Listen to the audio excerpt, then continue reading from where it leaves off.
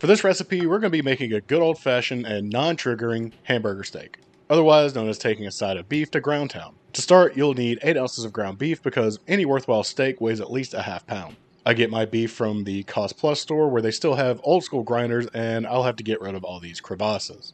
If you're getting squared vacuum sealed ground beef, you won't have to do this part. Just squish and smash this together until you get a nice lumpy ball.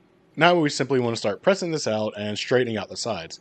That's right, build this beef up just to tear it back down, but like in a spinning motion. Do this for at least 30 seconds until your steak is perfectly symmetrical. You'll have to flip it a couple of times to achieve beef steak perfection. Once you're happy, or just tired of doing it, with how it looks, season it up generously with salt and pepper. Be sure to roll the edges around on the excess plate of S&P, and don't forget to season the other side. Now we're going to do one of those quote-unquote restaurant hacks that restaurants don't usually do. Since this is a super thick burger, we want to give it some room to expand by putting a crater into the middle of it.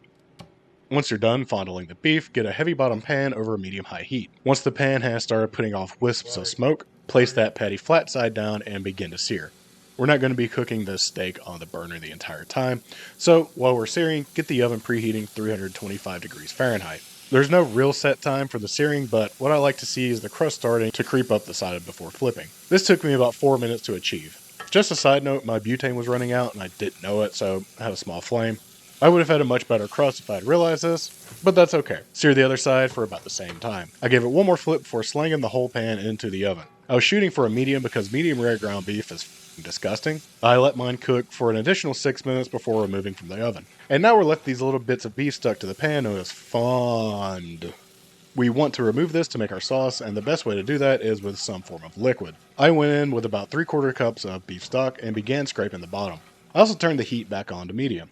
I want to get this stock reduced by at least half, and while it's reducing, I want to flavor it up with some optional garlic powder. About an 1/8 teaspoon should be enough.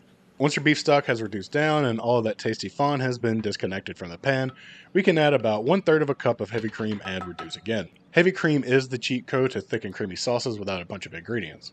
Once you can pull the sauce with your spatula across the pan like this, it is finished.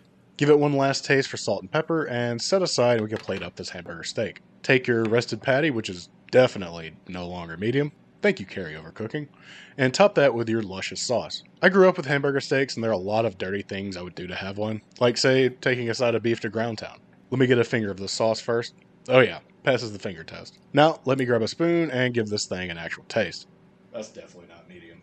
If you look closely, you'll see something special. A juicy steak made of ground beef and simple sauce made of 3 ingredients. If you don't think that's special, then go ahead and keep living your convoluted life.